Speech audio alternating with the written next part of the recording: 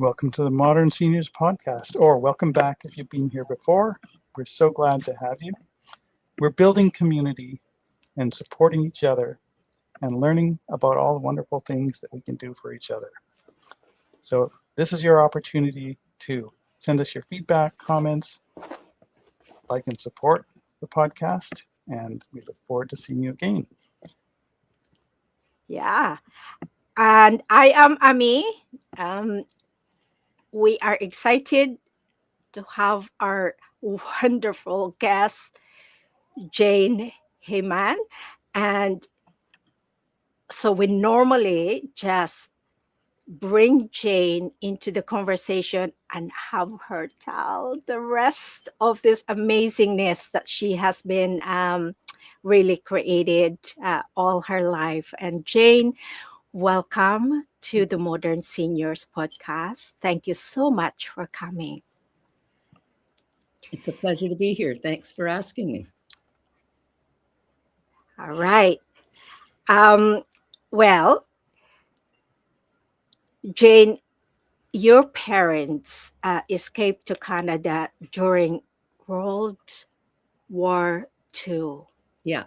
How did that family history of survival shape who you are and ignite your lifelong passion for peace and creating safe heavens for others?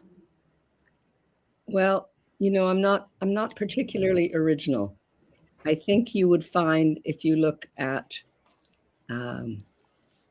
any other, what we call ourselves second generation. Our parents were all Holocaust survivors, and or our grandparents, and so I think we were just instilled with the notion that, I mean, it's not even conscious, it's just, you have to make the world a better place. Yes. And certainly that war is not an answer to anything.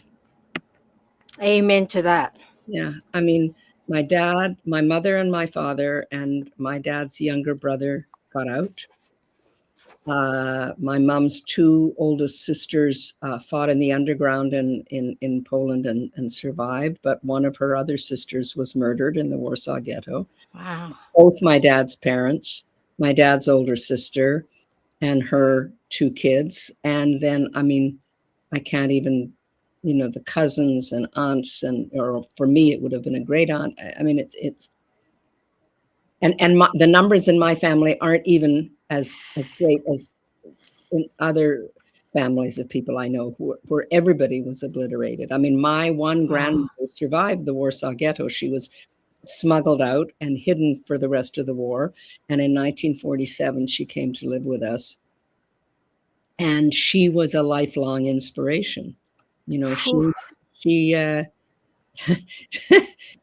people talk about forces of nature. Well, that was my grandmother. I mean, she came to Canada. She was 69 years old. She'd survived the First World War, the Depression, the Second World War. She'd lost a daughter.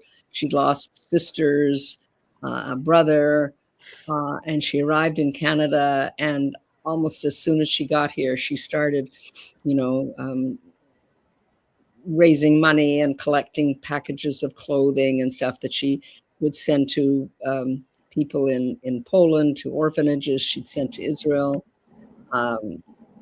Everybody in our family did things. So I think my brother and I mean, we were born here. We've always had a life of, even when my parents were really struggling, we still had lots of privilege, Mm. So my brother and I just were, that's just what you did. So fighting for safety comes naturally to you then. Long before recent cultural reckonings, you co-chaired the task force that created the Not in Our Space anti-harassment initiative.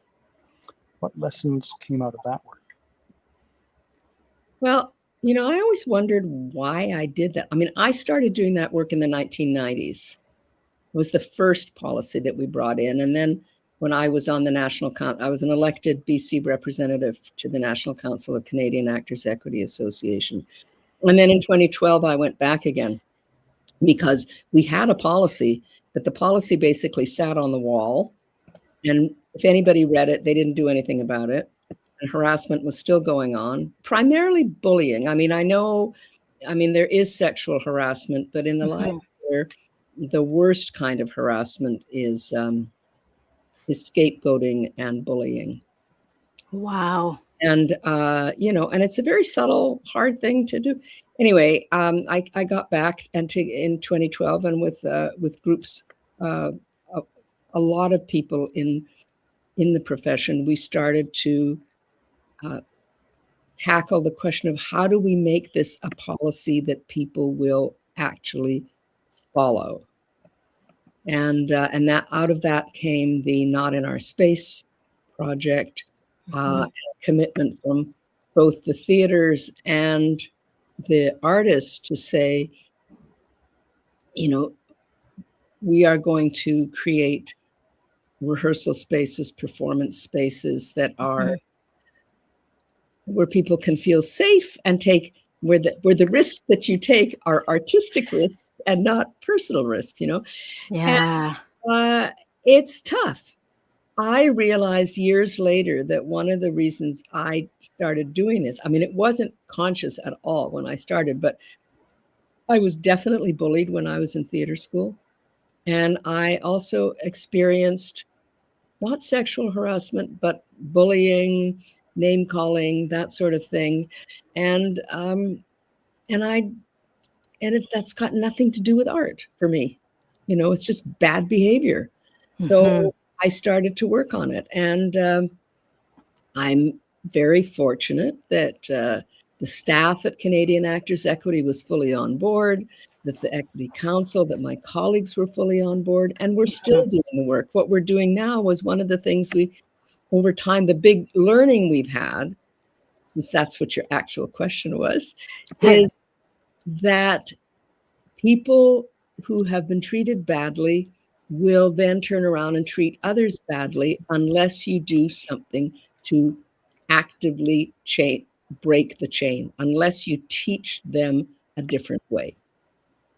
And this is actually, Jane, really huge and so beneficial and impactful, your work addressing the bullying though, or harassment, because even in the workplace now, people are more conscious about this kind of behaviors. And so if I can, hearing your story now, I think every individuals in the workplace, if they would relate to or follow through what you have done in the past, they should really send you a thank you note, because you are a catalyst, a change makers for it's this not just me. I mean, with a team of people, I'm learning a lot from people younger than I am. I mean, one of the things that we've done is we're recommending that before at the first day of rehearsal, before you've started work together, sit down and create something, a room agreement. You can call it whatever you want. Take a half an hour, take an hour, talk about how do you want to be worked with? What do you need in order to be able to do the work? And all kinds of pushback. Oh, we don't have time. We don't have time. But the point is that if you take that half hour or hour to figure out what you're going to do, if there's a disagreement, for instance, what your values are, in that half hour or hour, this group of, many of them strangers who come together to create a play, learn about each other, and you already start to build trust. So at the end of that hour, when you've arrived at something that you can believe in and that you can commit to together, you start doing the work at a much deeper place, and the work goes much further.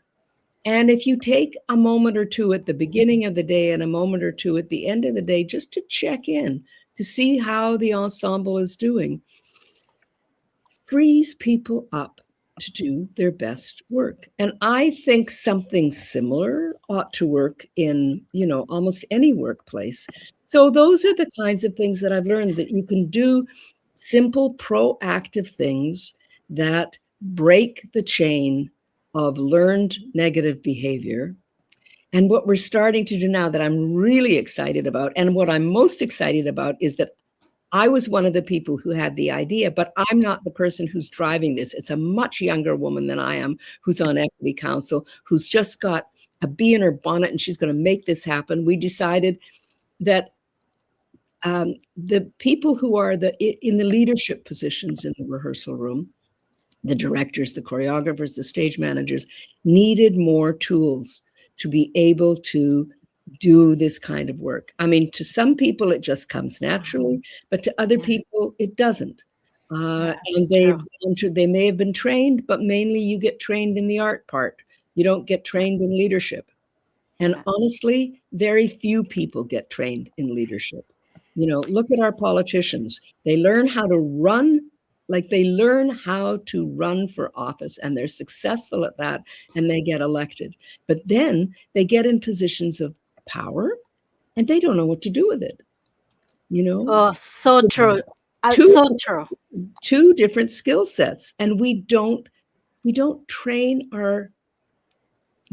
give our citizens the tools to be leaders. And everybody is a leader in some sphere or another, and when you know how to listen, when you know how to communicate, and when you know how to focus on the problems that you want to work on together rather than focusing on personalities, So But true. anyway, so that's what we're doing now. Jane, I've seen the kind of conscious trust building that we're discussing in creative spheres and the arts, in my case, in session 0 for role-playing games, for example. But I haven't seen it in other contexts, and I'm intrigued that you mentioned that this could work in other places. I can see the value, and I wonder how it would play out in business, for example. Well, I mean, I've never worked in business, so I don't know. But I mean, I know that years ago, I got asked to come and teach improvisation, or to do role playing with business leaders. And I was terrible at it because what I did was I had to teach them how to improvise, right? They know how to. So the first thing we did was do some improv games, which immediately build trust. I mean, they're fun, it's playful. They never wanted to move out of that. I never got them to do the role play because all we did was play improv games, and it brought them back to the joy of collegiality that all children have, right? If we learned more from children, it's like we think we've got all the answers because we're the older ones, blah, blah, blah. But really the children are the teachers. And I don't know whether you have kids. I have a daughter, and nobody ever told me that I was going to learn more from her than she would ever learn from me. But it was true. And, as I watched her grow up, she taught me things, That's what I love about watching kids play, Jane, because when you observe them, there is no rules. The way that they're interacting, they don't see the colors of your skin, they don't see the statuses and education, whether this person is big or small. They play, they are included, they are invited, they have this amazing innocent way but beautiful raw way of including everyone. I mean, they have to learn how to negotiate. There are of course, but really children, for the most part, if they're not been damaged in some way, assume goodwill. As we get older, many of us lose that capacity. And I think that's at the root of so much, I'm being simplistic about it, but just a simple thing like this would be something you'd put in a room agreement, for instance. Assume goodwill. Don't assume that somebody wants to get in your way. Assume they're doing their best. Assume goodwill. No, what you just said actually hurt my feelings, but I don't think you meant to do that. Can we talk about this, So. Yeah, I love that. I love that. Mhm. Neil, I don't know, and even our viewers, I don't know even if they know how I met Jane, but I give you a very, very, very short version of it. Back in a few months ago, I think, was it last year? No, this is February. February, City View Church had a storytelling night, and Jane came to tell her story, and I was so captivated. And that was the time when you and I were still, I was still trying to figure out what podcasting is. Anyway, I was just so captivated with Jane's story, and I thought, her story is so beautiful, and I wonder if there is a way we can actually engage more and have Jane tell the rest of her life story. So she agreed to come, and so here we are. And Jane, just watching and reading a little bit more about you, Jane. Wow, the accomplishment that you have, a recognition you have received, it's, I don't know if we can actually talk more about that here, and still we don't have time to cover. And you have been you have received an Order of Canada. You have created or started the studio, and you No. I'm sorry, I have to correct you. I taught there for 20 years. you taught, I was okay. the associate director, but a visionary 60 years ago or so named Anthony Holland started the program, and then he was followed by my dear friend and colleague Catherine Shaw, who's somebody else you should talk to. She's had a great life. She ran that program for more than 35 years. Ooh. I was her associate for 20 of them before I decided to move on and see what else I could do in my life. But so I was really fortunate. It was and it is a splendid professional theater training program. The students are inspirational. The people who teach there are really terrific. And I was just so lucky to get the opportunity to work there. It was not a career choice. It happened. It wasn't like that was what I had set for my goal. And in fact, it's lovely to hear what you're saying, but my entire life is an accident. The big thing is that I think what I learned from my parents and from my grandmother and from all of their stories, was that if you get an opportunity, grab it. And if something isn't working out and you've done everything you can to make it work out, move on. I learned that one from my dad. Can I tell you this story? Oh, yes, Yes. please. So these are two occasions in my life, and I think this is the biggest gift that my father ever gave me. When I was 9 or 10, I think I've lost track of the exact age. My parents called a family meeting. My parents, my grandmother, who was living with us, and my brother and myself, and told us that our dad had just quit his job because there were things going on in the company that he did not like, and he tried everything he could to change them, and he hadn't been able to do it. And so we were selling the car. There wasn't going to be much money. Daddy said, "Don't worry. I can always work. He was a professional engineer, and he said, I can always work as a draftsman. I'll find another job. But until that happens, no extra money. And I don't know. I honestly don't know how long that lasted for. But I mean, he did get another job and everything, you know, and we went back to normal.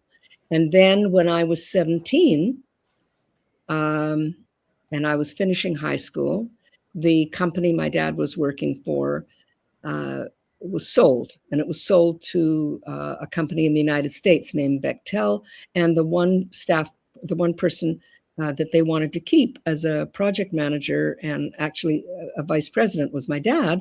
And so we were going to move to San Francisco, which, as you can imagine, in 1961 was amazing. I mean, Vancouver was, as far as any teenager was concerned, was just, you know, a hole in the wall. But we were going to move to this romantic, wonderful city. And our dad would go down to California for 2 weeks and work, and then he'd come up to Vancouver for 2 weeks until my brother and I had finished school. We were going to move in the summer, and I was finishing high school, so I was going to start university in the States, and I had my student visa and on.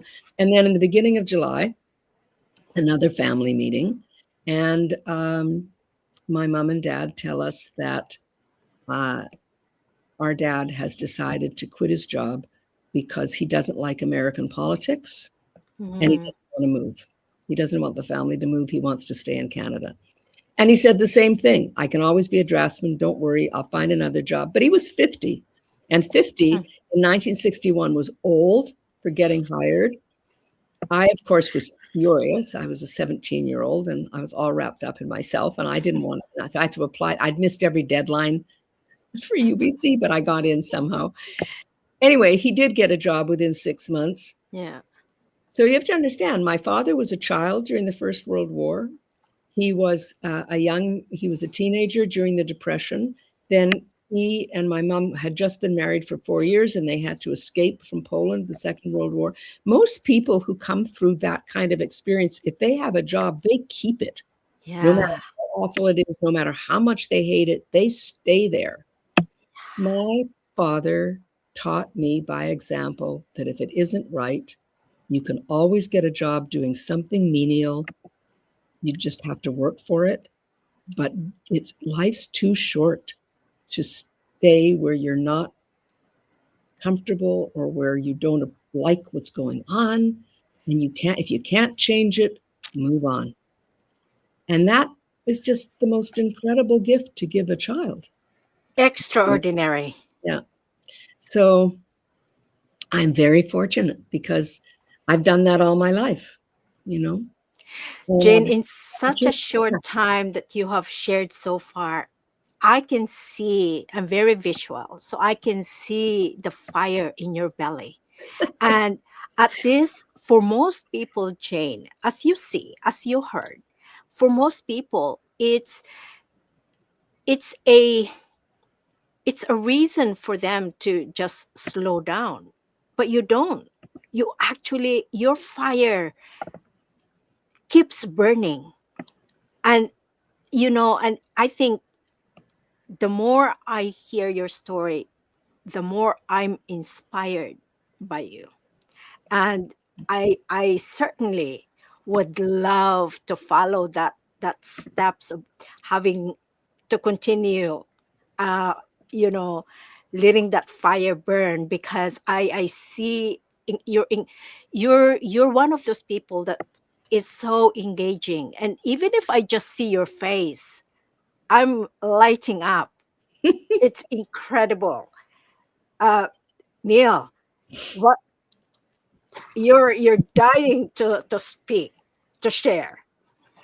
Well, I love that you shared that story with us, and it gives some insight into where you did find the grit to lead all these changes and the courage. It was your parents' example, and in particular your father, in the story that you told. And you've mentioned grandparents and your mother, and I'm sure you also received some inspiration from them, which of course would make you want to pass that on, and give you a very strong urge to do that. So you were at Studio 58 for several legendary decades. And while you were there, you focused heavily on creating opportunities for women and mentoring young talent. So how does it feel today to see the ripple effect of the doors that you personally kicked open? Oh, well, I mean, it's just so rewarding. It's a gift. I go to almost any theater I go to see in Vancouver. There's somebody up there that I taught either backstage or on the stage, or if I didn't teach them, somebody that I taught did teach them. It's it's wonderful. I mean, I think that one of the things that keeps me going, I mean, I'm aware of the fact that I'm 82 years old and I should be slowing down. And I actually am. I can no longer do two things at once. I used to be really good at that. I don't know that that was a particularly healthy thing, but I was good at it and I can't do it anymore. But I always got so much energy from my students. Yeah. And the things like I would ask, sometimes I would get my students to do things. I think, I don't think I could have done that when I was their age. So, I mean, that's another thing that maybe it's one of the things that keeps me going is that we live in a society that is so stratified, that is so siloed. I don't know whether it's always been like that, but it sure is now. Yeah. And I gain so much from knowing people from other cultures, from knowing young people, from having friends at all generations. I mean, I still have a few friends who are older than I am, who are total inspirations for me, women in their 90s. And both my husband had several relatives who lived to be over 100 years old, and their bodies were failing, but their minds were there. Yeah. And there was one wonderful woman who was a friend of my parents and my grandmother, whom I lost touch with for decades, but who reached out to me when she was in her 80s. She read about me somewhere and she sent me a note. And she lived to be 105, and she was maybe only 102. She was the first. She was a real pioneer. She was the first extension librarian for the Vancouver Public Library. And her curiosity right up to the very end of her life was incredible. I mean, her eyesight was going. She loved reading, and towards the end, she couldn't read anymore. So she started listening to audiobooks. Friends would come over and read to her. And whenever I went to visit her, she had just a roster of questions and things she wanted to know about. And I thought that's what keeps people going, and so that's what I want for my old age. We need to keep that curiosity part of the best or live life kind of experience is this having that curiosity, because I agree with you, Jane, 100%. Yeah, I think that kind of passion and engagement is the dream that we are all looking for in life, and it seems like you found it and learned how to pass it on. I've been really fortunate. I had really good mentors. Not everybody does, but I did, and people who encouraged me, and a family that encouraged me. When I decided to go into the arts in the 1960s, first generation kid, you don't do that. You become a lawyer, you become a teacher, you become a doctor, you get a stable life. My parents just said, sure.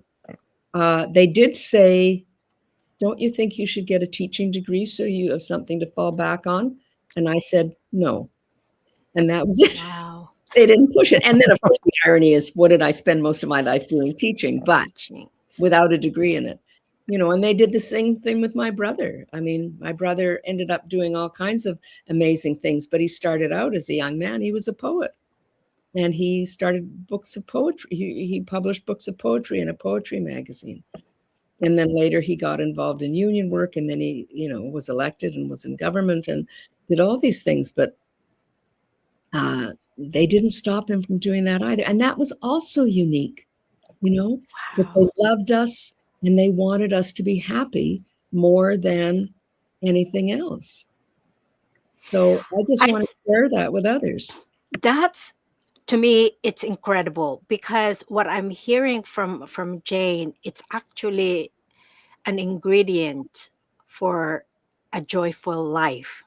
Because Jane, you mentioned about curiosity. It definitely, you use your background, in spite of, the pain and other things that you have experienced, and you've used it actually to bring peace to Mm. other people, and teach them. So there's that element of teaching and leadership.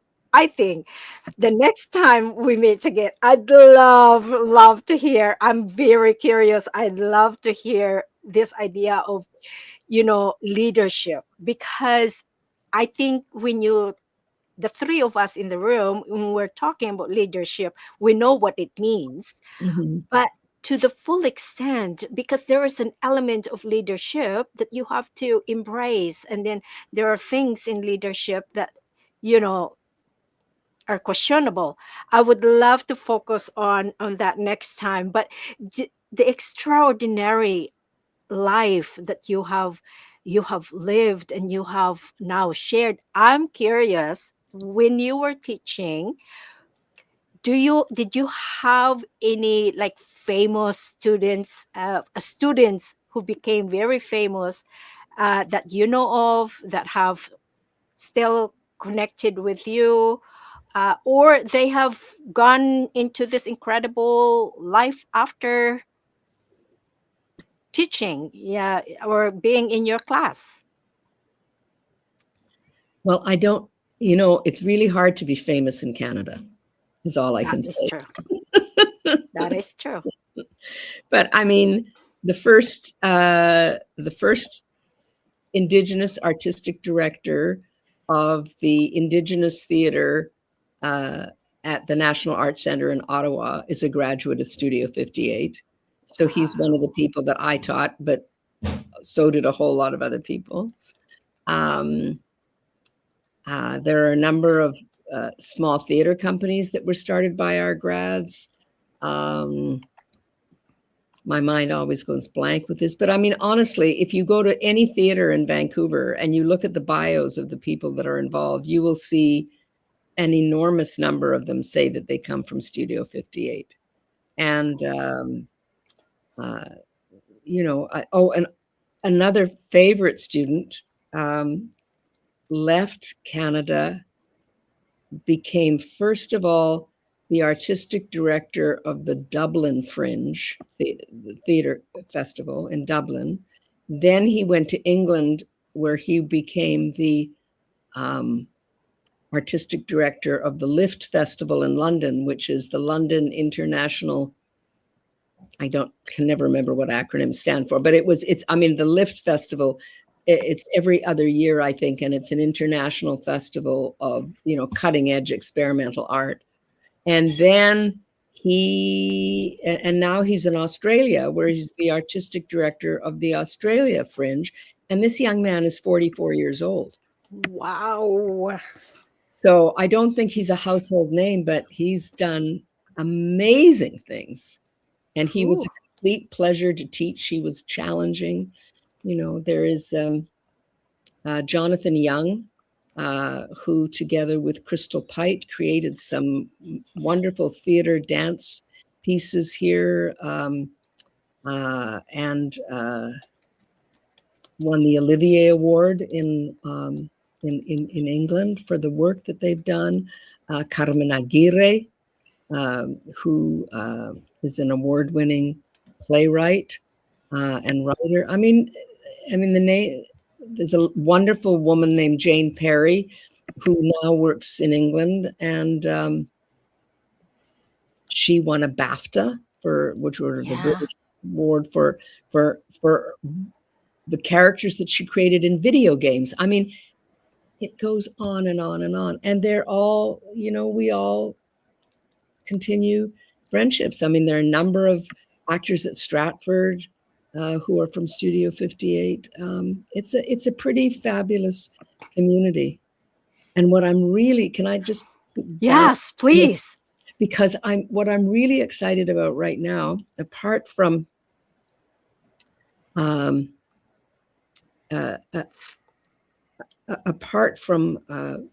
the things that we've been talking about, and the leadership in practice program that we're starting at, a training program that we're starting at Actors Equity to give directors and choreographers and stage managers, etc., the tools they need. At Studio 58, where I continue to sit on the advisory committee, we've just started. We have our first pilot project, mentorship project, where we have paired everybody who graduated this year with a mentor, somebody who graduated from studio at least 5 years ago. And we had our first orientation meeting yesterday. The program That's huge. Yeah, Congratulations. The program is being administered by Kenji Maeda and Michelle Cutler at the Greater Vancouver Professional Theatre Alliance. So we're incredibly lucky to have them doing, the nuts and bolts of making it happen. But watching these young people come together and hearing the mentors talk about what they want to share, and hearing what the people who just graduated hope to achieve by going through building this mentorship program, it's great. It's really, it's thrilling to watch. So I hope we managed to keep it going. Took a long time to get it started, and but it's that sort of stuff. I'm telling you, just listening to you, I'm very excited, because the reason why that this is a very important piece of work for Studio 58, Jane, because when I was actually early in my career, I worked for a nonprofit, and I actually set up exactly that mentorship where the newcomers are being paired with the seasoned and people who actually have lived here longer. Mm-hmm. And the immense work is so rewarding. And on the other hand, Neil, I think you're part of that too. I recruited you, I think, in that work, and the incredible just learning and journeying life together is tremendous, because both are mentoring each other. Oh, absolutely. Absolutely. I mean, we talked about that yesterday, actually. It's not the notion that the mentor has all the answers and the mentee doesn't. You both have experiences that you share. But we were so aware of the fact that the program, it's a 3-year program. It's so intense. It is. The students call it boot camp, And then you finish, you graduate, and it's like you fall off the edge of a cliff. Yeah. If you're lucky, you've met somebody and you go out into work. I was incredibly fortunate. Somebody from the profession, Joy Coghill, who became my dear, dear friend, but was my mentor for most of my professional life, saw my work. I don't honestly know how it happened, but she got in touch with me before I graduated from UBC and said, I think you should come and work for me. Come and let's talk. And we talked. I graduated with a job in the professional theater in Canada, where that's so rare. Us getting going, and where women were not the people who did this. Vancouver was rare. Vancouver had Joy Coghill, it had Jessie Richardson, it had Yvonne Firkins, and Dorothy Davies, all strong women who took on leadership positions that women in the rest of the country barely had. And I got picked up by one of them who said, you can do this. So I've done all my life. I was so fortunate to have people along the way that I would bump into, and they'd say, sure, I can help. And so I want to keep doing that. But that's the other thing, right? With the silos, it happens less and less, like what you're talking about. Now we have to create structures for it to happen, because it's not happening organically the way it used to, or at least it feels like it isn't. I mean, maybe it's always been siloed, but it feels like in the past, life was hard, but it wasn't as pressured somehow. I mean, it was slower. So Yes. people were more generous, maybe. They acted on their generosity. I think people basically still are generous, but things can get in the way. So we have to help it along. Yeah. Jane, I just want to take a moment to say that we feel incredibly fortunate that you came here to join us today. 2 amateur podcasters just starting off on our first year journey. And I just want to say to our audience, if you enjoy hearing what Jane is having to say, and if you can think of anyone else that you would like to hear, or if you have any questions for Jane, please feel free to drop us a line. We are looking for guests. We're looking for sponsors and partners, and we're building a community. This is just another step in that journey, and it's a fantastic step. Wonderful to hear these stories and these inspiring examples, and some really good questions that you're raising about what's happening today, and how does it compare to what used to be the situation in the past, and what role does luck play in all of these things that happen to us. Yeah. I feel like we're incredibly lucky to have you with us here today, and I want to invite our audience to join in that good fortune. Yes, Jump on. absolutely. Yeah.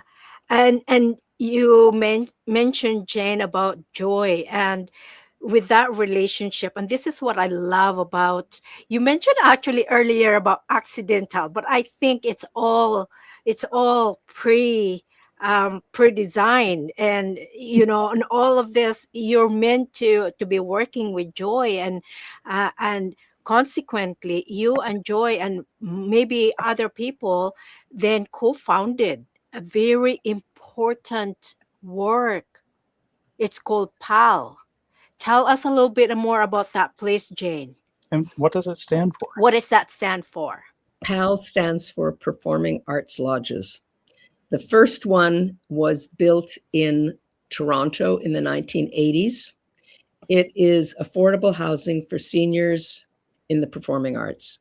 Oh, people with disabilities and seniors. So the first thing I have to say is it's not just an actor's home. It's a place for actors, singers, dancers, designers, podcasters, radio people, people who worked in film and television,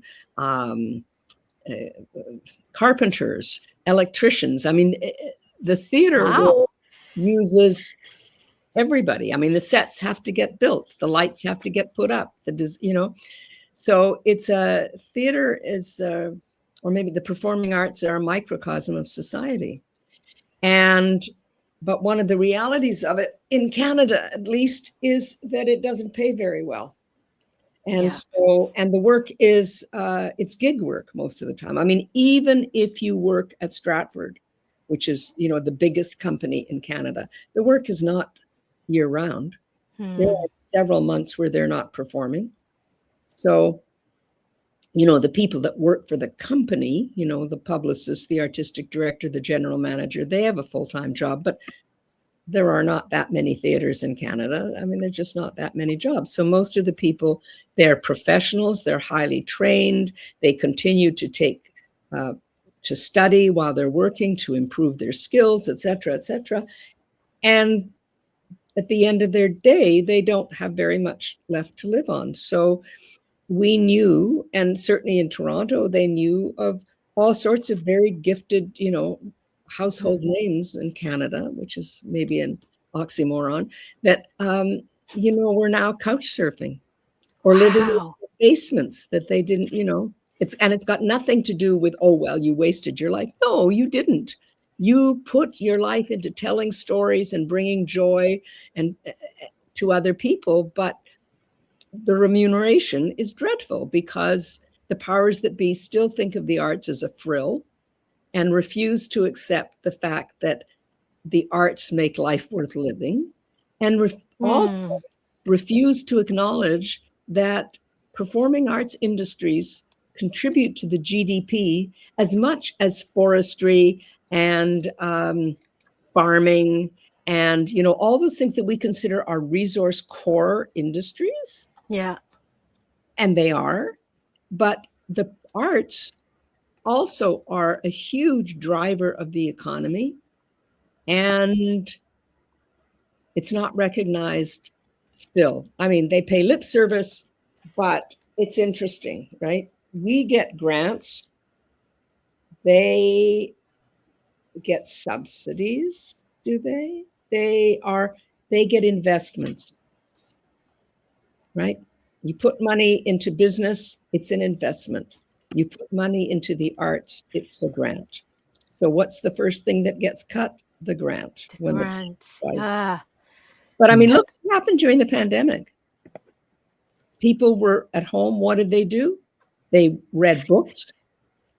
They watched incredible amount of television and streaming.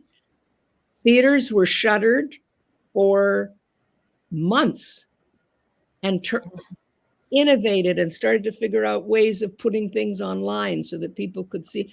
People were desperately hungry for connection, and we connected through the arts. Anyway, well, we need to encourage, especially our government, to support and create a funding source that is meant to supporting the artists. You bet. So anyway, that's why PAL was created, because the need was there. And once they had it, the person who was the driving force in Toronto was a man named Dan MacDonald, who actually had started his career working for Joy Coghill in Vancouver. And shortly after they got the first one going, it became really important to him to get chapters across the country. So he started bugging me about how I should make it happen in Vancouver. And I said, well, I can't right now because I've got a full-time job and I'm on Equity Council and I'm doing this and I'm doing that, but I will. So eventually I went, okay, if I'm going to do this, I have to quit Equity Council. I can't do all of it, because I also had a teenager in my life at that point. And though my husband and I shared all the work, we still have to share it. And so, I mean, there's a story about luck. So the 23rd of April of 2001, which I didn't even realize for at least 2 years, was Shakespeare's birthday. That was the date we picked to have our first community meeting, where we typed out things and stuck them up on bulletin boards and said, do you want to do this in Vancouver? And about 40 people turned up. It was cold, rainy. It was like a typical Vancouver winter day.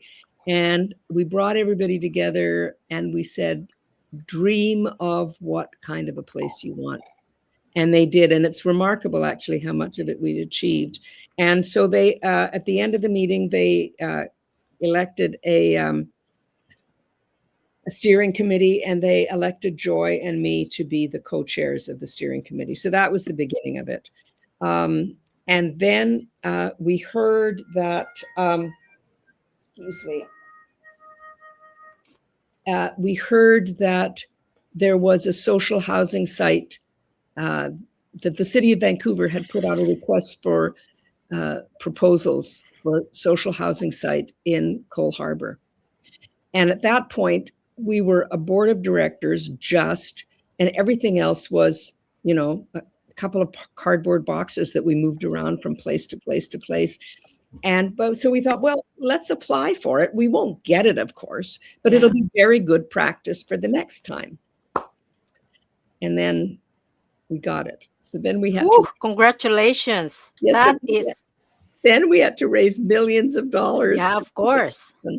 But the city was a huge help. So many people helped,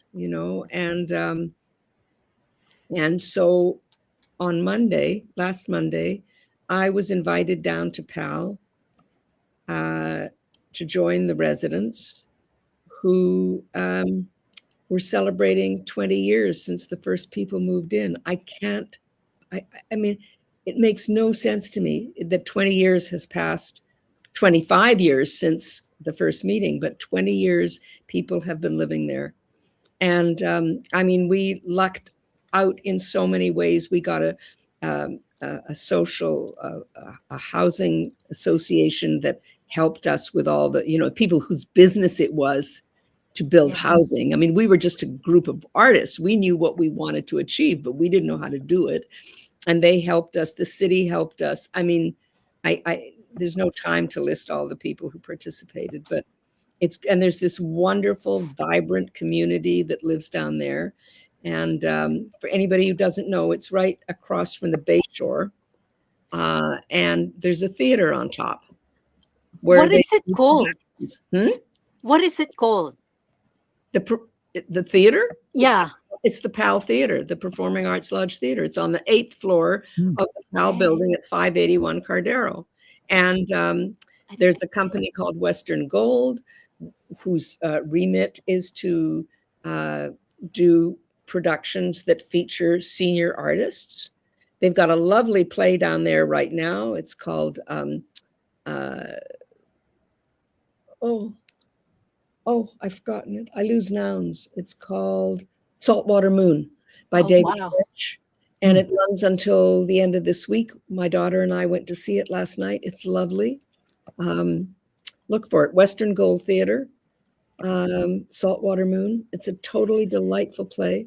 And there you are on the 8th floor with a beautiful rooftop garden and a lovely, small, intimate theater. And below you, 6 floors of housing for seniors and a daycare, which we all wanted there to be a daycare, but we had nothing to do with it. It was part of the city's plan for the social housing, is that there should also be a daycare.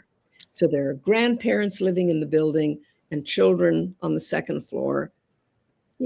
It's lovely. I think I know exactly where this is. Spreading? Is this something that, is this an idea that is spreading? Have other people and other communities adopted? PAL Vancouver also just opened last year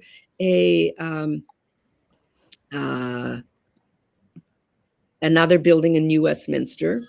There is now, I'm so sorry, I forgot to turn off my phone. No worries. I did too. I'd better get on that. There's a PAL Stratford. There's a PAL in Edmonton, but it's not called PAL. They had to change the name because calling it a lodge in Edmonton, kind of legal ramifications. Right. It didn't elsewhere. Yeah. I think there's one in Cal. Yeah, absolutely. I mean, there's PAL Canada, which is the umbrella organization that all these chapters belong to, and they are supporting other places that want to think. There's a group in Nova Scotia. There's a group in Ottawa that are trying to make it happen. But there are 4 buildings across the country. We are, Jane. We felt, I can speak for myself, I felt like we just scratched the surface, and you have so much more to share to the world. We have not even touched your life story today. You are actually taking courses and all of these amazing things. So Jane, I am just going to ask you this. We ask everybody, our guests.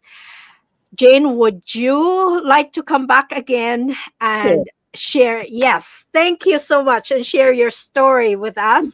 Who doesn't like the opportunity to talk? Huh?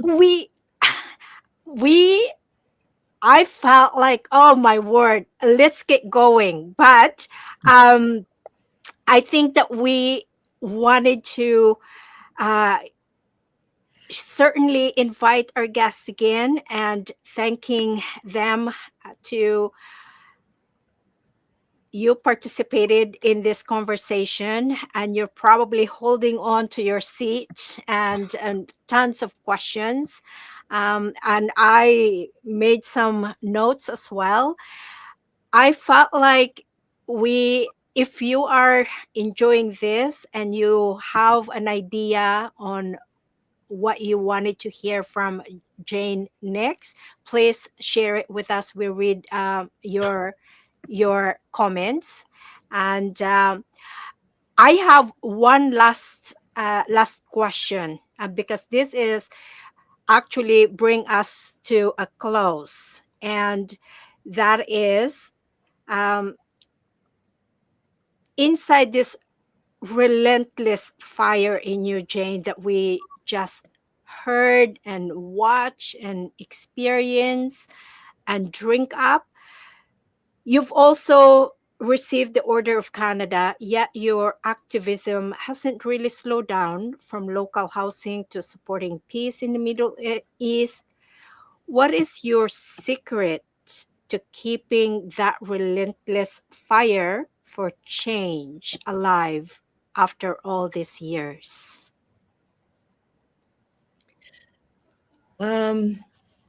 Well, honestly, it's not a very happy one. I mean, I think I share that with almost all second generation Holocaust survivors. That, and I can't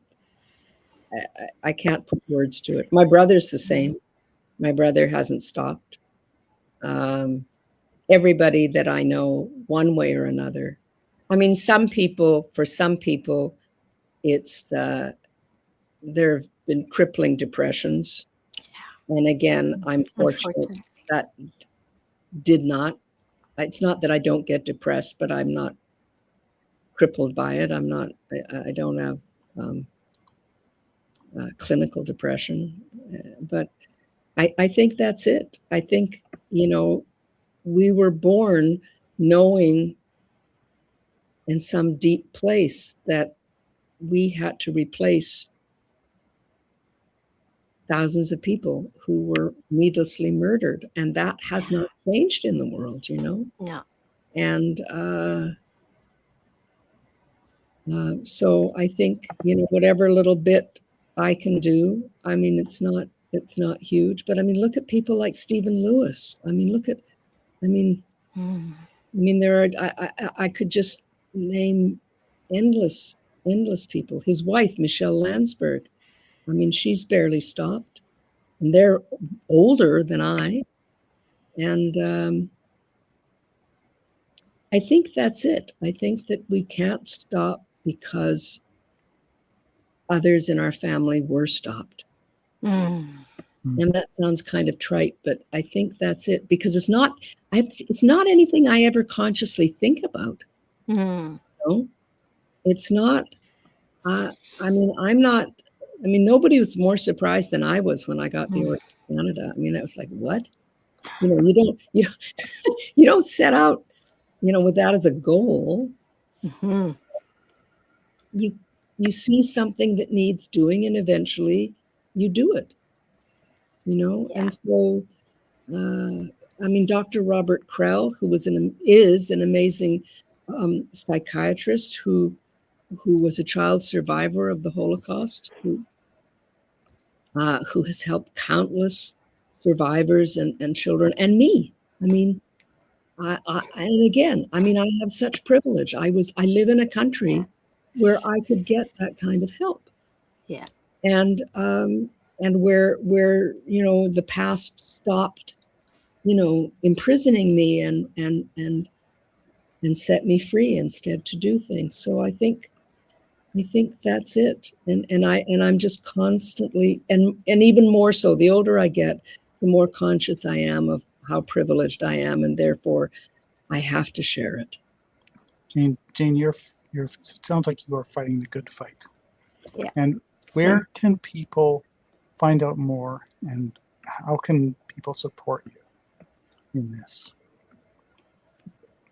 I think, well, if you want to support PAL Vancouver, it's Performing Arts Lodges. I think it's palvancouver.org online, and they can always use help.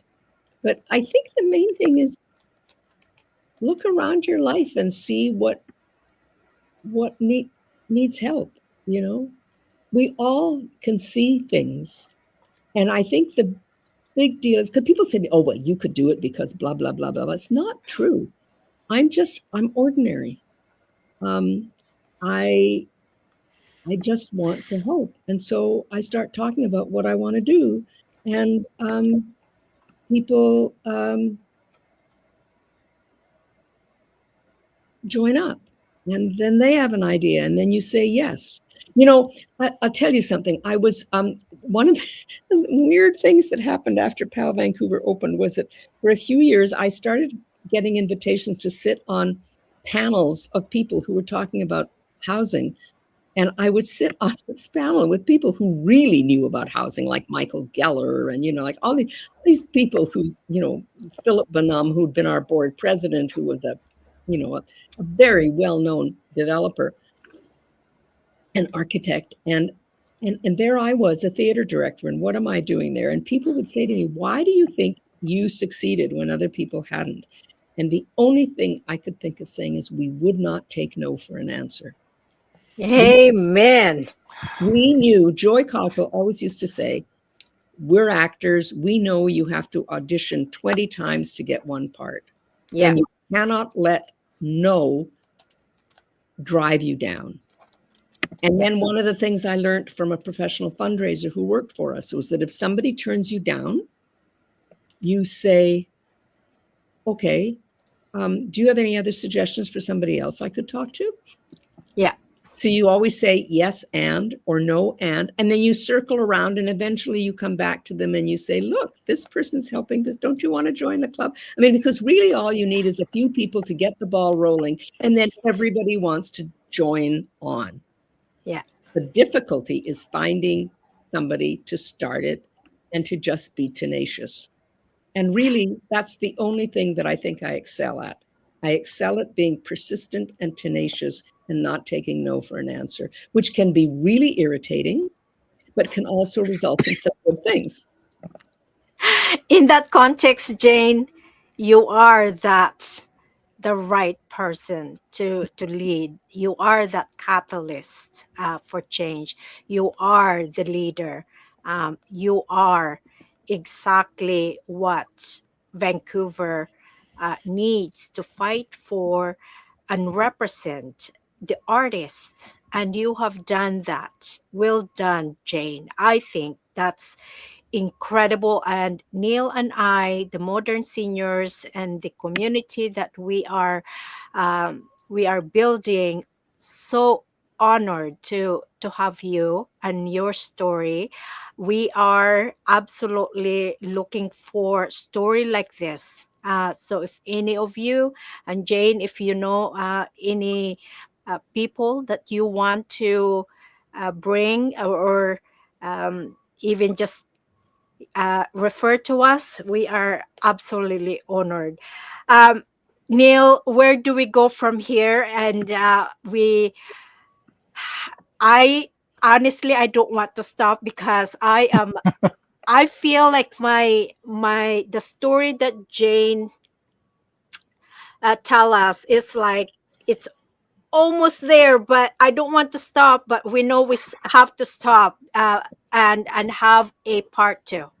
I know. I'm looking at the timer and saying, "Wow, it's an hour already. How have we taken up so much time?" But it's just flown by, and I really look forward to having you back again, Jane, and possibly with another guest or by yourself again. This has been terrific. Thank you so much for joining us. Well, thank you. It was a real treat. Good luck with this. Thank you, Jane. And for, again, we are so grateful for your time with us, Jane, your generosity. Look, here's my one piece. The fight for whatever causes that you, Jane, I, and Neil care about, it's not meant to be fought in silos. Mm-hmm.